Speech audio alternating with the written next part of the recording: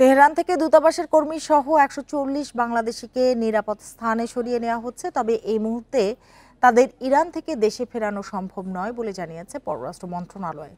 সংবাদ সম্মেলনে এক প্রশ্নের জবাবে ভারপ্রাপ্ত পররাষ্ট্র সচিব বলেন, পুশিন সমস্যার সমাধানে খুব দ্রুতই ভারতের সঙ্গে আলোচনা শুরু হবে। বান্ডেল থাকলে প্রতি সেনমানিতে টাকা বাঁচবে। বিকাশ সেনমানি বান্ডেল কিনে জিতুন প্রতি লেনদেনে। ইরান ইসরায়েল সংঘাতে উদ্বিগ্ন বাংলাদেশ।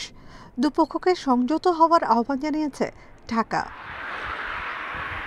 কিন্তু দুশ্চিন্তা রয়েছে ইরানে বাস করা ২০০০ বাংলাদেশিকে নিয়ে। এ নিয়ে ব্রিফিংয়ে ভারপ্রাপ্ত পররাষ্ট্র সচিব বলেন, হামলার শিকার ইরানের রেডিও ভবনে থাকা ৮ বাংলাদেশি নিরাপদে রয়েছেন। স্মরণ হচ্ছে বাংলাদেশ দূতাবাসের সব কর্মীদেরও। আমাদের সাথে ১০০ জন যোগাযোগ করেছে যে ১০০ জনের খরচ টরচ সহ সমস্ত কিছু সহ আমরা তাদের অ্যাকোমোডেশন সহ তাদেরকে আমরা নিরাপদ স্থানে নিয়ে যাওয়ার ব্যবস্থা করছি। তেহরান থেকে যে যতটুকু দূরত্বে গেলে নিরাপদে থাকতে পারবে। এই মুহূর্তে ইরান ত্যাগ করার কোনো ব্যবস্থা নাই, যেহেতু বিমান যোগাযোগ বন্ধ। আমাদের কাছে যারাই রিকোয়েস্ট করবে তাদেরকেই আমরা নিরাপদ স্থানে রিলোকেট করার জন্য আমরা নির্দেশ দিয়ে রেখেছি। আরেক প্রশ্নের জবাবে তিনি বলেন, ব্রিটিশ প্রধানমন্ত্রীর সঙ্গে প্রধান উপদেষ্টার সাক্ষাৎ না হওয়াকে গুরুত্ব দিচ্ছে না ঢাকা। স্টোলেন অ্যাসেট রিকভারি এবং সেটা তো অনেক ট্যাঞ্জিবল সফলতা আমরা পেয়েছি।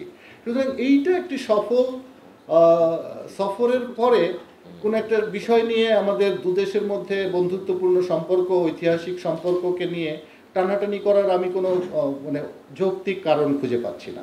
তিনি বলেন, পুশিন ইস্যুতে ভারতের সঙ্গে যোগাযোগ চলছে। কূটনৈতিক আলোচনার মাধ্যমে সব সমস্যার সমাধান চায় বাংলাদেশ।